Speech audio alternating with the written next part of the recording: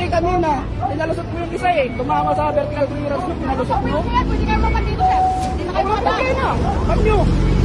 Kontis na lamang ang iba.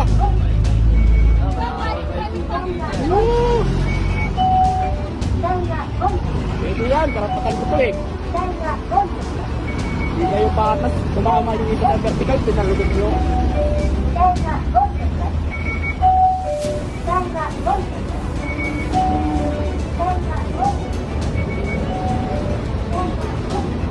Tapos sabi pa ng isang gwardiya, ibaban daw tayo dito sa NLEX. Hindi raw tayo padadaanin mga buddy. Dapat maging patas sila.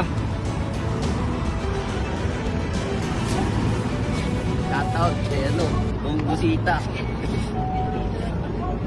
Yung isa tumama sa vertical clearance nila, pinalusot nila. Ako tumama lang ng kaunti, hindi nila palulusutin. Ano yun? Tapos sabi, ibaban pa raw tayo dito sa NLEX, hindi raw tayo papadaanin.